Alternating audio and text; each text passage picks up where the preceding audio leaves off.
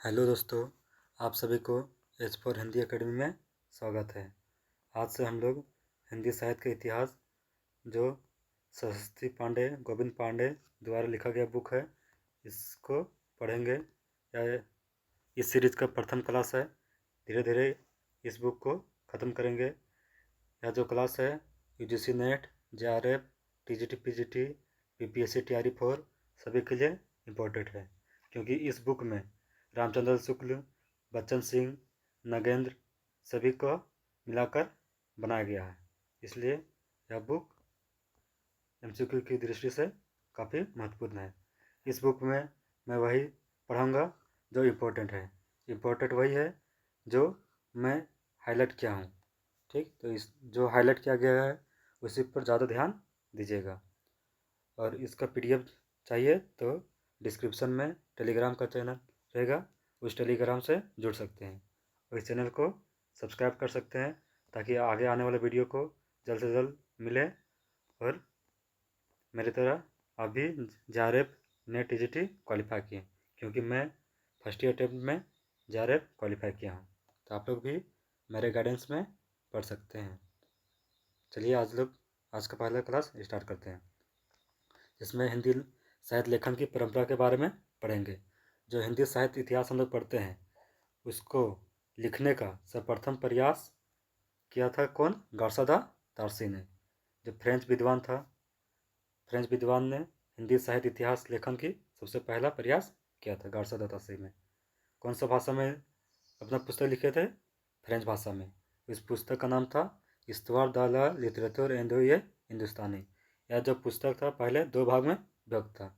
पहला भाग का प्रकाशन 1839, दूसरा भाग का प्रकाशन 1847 और दूसरा संस्कृत में हुआ था, जिसमें तीसरा भाग का प्रकाशन 1871 में हुआ था।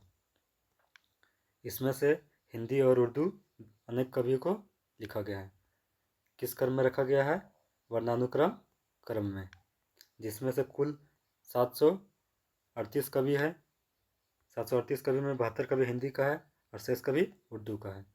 और इसका हिंदी अनुवाद लक्ष्मी सागर वार्ष्णेय ने 1952 ईस्वी में किया था। किस नाम से? हिंदी साहित्य का इतिहास के नाम से। ठीक, गार्सदा तारसी के बारे में इतना ही पढ़ना है। फिर से देख लीजिए। पहला इतिहास लेखन गार्सदा तारसी ने किया। किस भाषा में? फ्रेंच भाषा में। उस पुस्तक का नाम इस्तवार द ला लिटरेचर एंड ये हिंदुस्तानी। पहला ये पुस्तक दो भाग में विभाजित था, 1839, 1847। दूसरा संस्कृत में, तीसरा भाग हुआ 1871 में। इसमें हिंदी और उर्दू को कवि रखा गया है। किस क्रम में? वर्णानुक्रम क्रम में। इसमें 738 कवि है, जिसमें से 72 कवि हिंदी है। और इसका अनुवाद किया लक्ष्मी सागर वार्ष्णेय ने। कब किया? 1952 में, जिसका नाम था हिंदी साहित्य का इतिहास। इसमें इतना याद रखना है। उसके बाद आते हैं महेश दत्त शुक्ल जी आते हैं इसके बाद, जिन्होंने हिंदी भाषा में लिखा प्रथम ग्रंथ है, जिसका नाम है भाषा काव्य संग्रह। ये जो भाषा काव्य संग्रह है महेश दत्त शुक्ल द्वारा हिंदी में लिखा गया प्रथम ग्रंथ है। कब लिखा? 1873 में। इसके बाद आते हैं शिव सिंह सेंगर साहब। शिव सिंह सेंगर ने शिव सिंह सरोज लिखा। कब लिखा? 1883 ईस्वी में।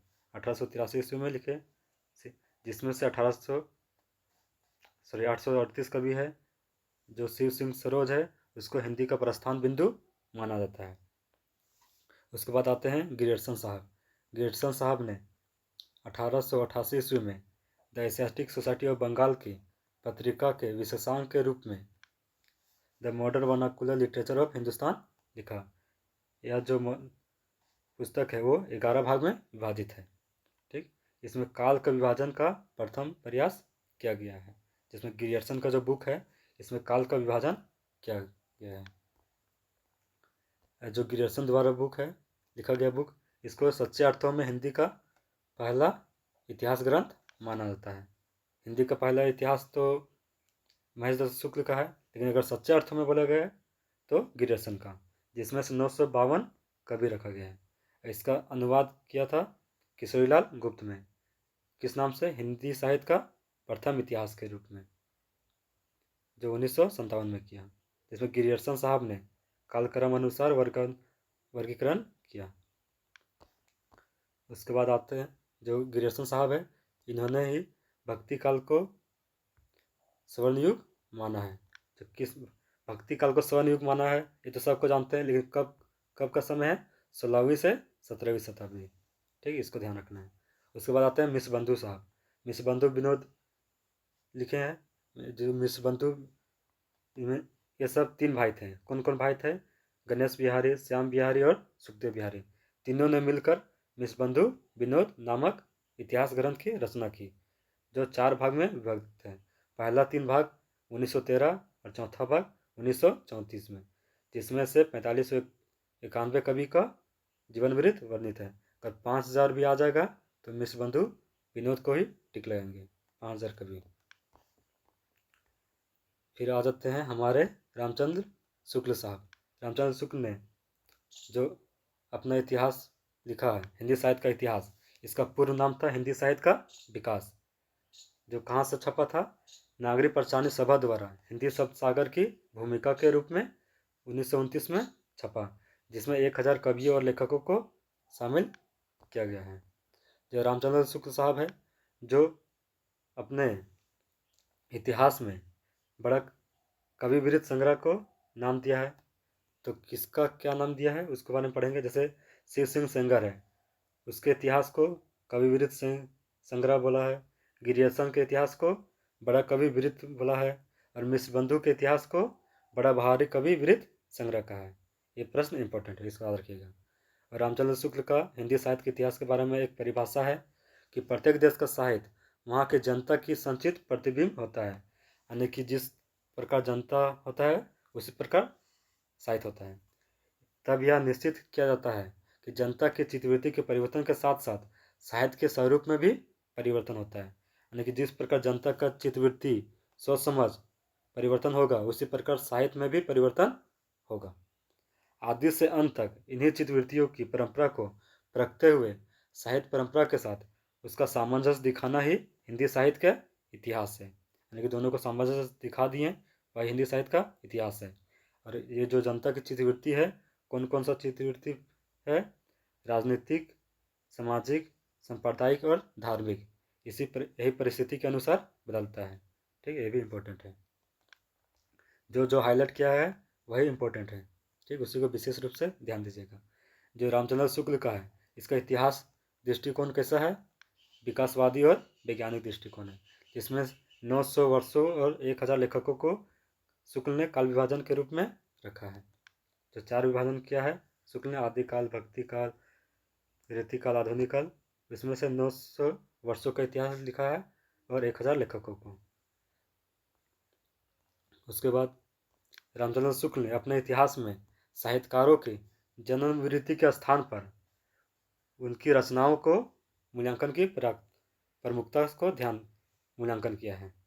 मतलब कि इससे पहले, रामचंद्र शुक्ल से पहले जितने भी साहित्यकार थे वो उसके जीवन चरित्र को प्रमुख देते थे, लेकिन रामचंद्र शुक्ल है उनकी रचनाओं को ज़्यादा ध्यान देते थे। ठीक, उसके बाद आते हैं एडविन ग्रिप्स साहब, जिन्होंने 1917 में स्केच ऑफ हिंदी लिटरेचर लिखे। उसके बाद आते हैं 1920 में एफी के साहब, जिन्होंने हिस्ट्री ऑफ हिंदी लिटरेचर नामक इतिहास ग्रंथ लिखे। उसके बाद आते हैं तज़किरा या सुविरा हिंदी है, वो मौलवी करीमुद्दीन द्वारा लिखा गया है, ये उतना इंपॉर्टेंट नहीं है। उसके बाद आते हैं हजारी प्रसाद द्विवेदी। हजारी प्रसाद द्विवेदी ने अपने 3 इतिहास ग्रंथ लिखे हैं। 3 इतिहास ग्रंथ कौन कौन सा है? हिंदी साहित्य की भूमिका 1940, हिंदी साहित्य उद्भव और विकास 1952, हिंदी साहित्य का आदिकाल 1952। ये तीनों इंपॉर्टेंट हैं। उसके बाद आते हैं रामकुमार वर्मा साहब। रामकुमार वर्मा, इन्होंने हिंदी साहित्य का आलोचनात्मक इतिहास लिखा है। ठीक है, इसमें याद रखना है कि हिंदी का आलोचनात्मक इतिहास कौन लिखा है? रामकुमार वर्मा। कब लिखा है? 1938 में, जिसमें से 693 ईस्वी से 1693 ईस्वी की कालावधि को रखा गया है, जिसमें संधि काल से लेकर भक्ति काल की अवधि 7 प्रकरण को रखा है। जो स्वयंभू है, डॉक्टर रामकुमार वर्मा ने स्वयंभू को अपभ्रंश का पहला कवि माना है। ठीक, मतलब अपभ्रंश का पहला कवि कौन है? शंभु। किसके अनुसार? डॉक्टर रामकुमार वर्मा के अनुसार। उसके बाद एक सभा है नागरी प्रचारणी सभा। इसमें से हिंदी साहित्य का बृहद इतिहास का प्रकाशन हुआ। कब प्रकाशन हुआ? 1961 ईस्वी में, जिसमें 16 खंडों में विभक्त है। ठीक, इसमें ये इतना ही पढ़ना है। उसके बाद पढ़ेंगे हिंदी साहित्य इतिहास के प्रमुख ग्रंथ और उसके रचनाकार, मतलब कौन कौन सा प्रमुख ग्रंथ है, उसके रचनाकार कौन कौन है। जैसे पहला आएगा हिंदी काव्य धारा। कब लिखा गया? 1944 ईस्वी में। कौन लिखा? पंडित राहुल सांकृत्यायन में। उसके बाद हिंदी साहित्य का इतिहास 1973 ईस्वी में, जिसके संपादक थे डॉक्टर नगेंद्र। उसके बाद हिंदी साहित्य का वैज्ञानिक इतिहास गणपति चंद्र गुप्त। हिंदी साहित्य का अतीत 2 भाग में है। कौन लिखे हैं? विश्वनाथ प्रसाद मिश्र। हिंदी साहित्य और संवेदना का विकास डॉक्टर राम स्वरूप चतुर्वेदी। हिंदी साहित्य दर्शन नलिन विलोचन शर्मा। फिर हिंदी साहित्य का विकास श्याम सुंदर दास। हिंदी भाषा और साहित्य, ये भी श्याम सुंदर दास। हिंदी कवित रत्नमाला श्याम सुंदर दास। ये तीनों श्याम सुंदर दास का है। जो हिंदी कवित रत्नमाला है 2 भाग में विभक्त है। फिर हिंदी वीर काव्य कौन लिखे हैं? टीकम सिंह तोमर। हिंदी काव्य शास्त्र का इतिहास भागीरथ मिश्र। उसके बाद हिंदी साहित्य 20वीं शताब्दी नंदुलारे वाजपेयी। हिंदी साहित्य का उद्भव और विकास उदय नारायण तिवारी। कविता कौमुदी रामनरेश त्रिपाठी। भाषा काव्य संग्रह महेश दत्त शुक्ल। उसके बाद आ जाएंगे आधुनिक हिंदी साहित्य का इतिहास। आधुनिक हिंदी साहित्य एक तो बच्चन सिंह लिखे हैं, और उससे पहले एक और लिखा गया था आधुनिक हिंदी साहित्य का इतिहास कृष्ण शंकर शुक्ल। उसके बाद आता है मॉडर्न हिंदी लिटरेचर। ये कौन लिखा है? इंद्रनाथ मदान ने। फिर आधुनिक हिंदी साहित्य जो लक्ष्मी सागर वार्स ने ये अनुवाद किया गया है। ब्रज माधुरी सर वियोग्य हरि ने लिखा है। हिंदी साहित्य का दूसरा इतिहास, ये डॉक्टर बच्चन सिंह लिखे हैं, ये तो सबको पता ही होगा, जो हिंदी साहित्य का दूसरा इतिहास लिखे हैं। हिंदी साहित्य का आधा इतिहास सुमन राजे लिखे हैं, और मोहन अवस्थी भी हिंदी साहित्य का आधा इतिहास लिखा है। ठीक, मौखिक इतिहास नीलाभ ने। उसके बाद आ जाएगा एक ये इंपॉर्टेंट है, इसको ध्यान से दे लीजिएगा। ग्रेजुएशन का जो काल विभाजन है 11 भाग में। कौन कौन सा भाग है? पहला भाग है चारण काल, 15वीं शताब्दी का धार्मिक पुनर्जागरण, जायसी का प्रेम कविता, ब्रज का कृष्ण संप्रदाय, मुगल दरबार, तुलसीदास रीतिकाव्य, तुलसीदास के अन्य प्रवर्ती कवि, 18वीं शताब्दी कंपनी के विक्टोरिया में हिंदुस्तान, महारानी विक्टोरिया के शासन में हिंदुस्तान। ये 11 इंपॉर्टेंट है, इसको एक बार ध्यान से देख लीजिएगा। ठीक है, इसके बाद आ जाएगा आदिकाल का नामकरण। आदिकाल का नामकरण कौन कौन से कवि ने क्या नाम दिया है? जैसे गिरियर्सन ने आदिकाल को चारण काल कहा है। मिश्रबंधुओं ने आदिकाल को प्रारंभिक काल कहा है। उसके बाद आ जाएंगे महावीर प्रसाद द्विवेदी ने आदिकाल को बीजवापन काल कहा है। रामचंद्र शुक्ल ने आदिकाल को वीरगाथा काल कहा है। पंडित राहुल सांकृत्यायन, इन्होंने आदिकाल को सिद्धसामन काल कहा है। विश्वनाथ प्रसाद मिश्र, इन्होंने आदिकाल को वीर काल कहा है। डॉक्टर रामकुमार वर्मा, इन्होंने आदिकाल को संधि एवं चारण काल कहा है। हजारी प्रसाद द्विवेदी, इन्होंने आदिकाल को आदिकाली कहा है। और सुमन राजे, इन्होंने आदिकाल को आधार काल कहा है। तो इस वीडियो में इतना ही। आगे के वीडियो में पढ़ेंगे कि आदिकाल के बारे में। ठीक, अगर ये वीडियो अच्छा लगा तो लाइक कर सकते हैं, और इस चैनल को सब्सक्राइब कर जुड़ सकते हैं। धन्यवाद।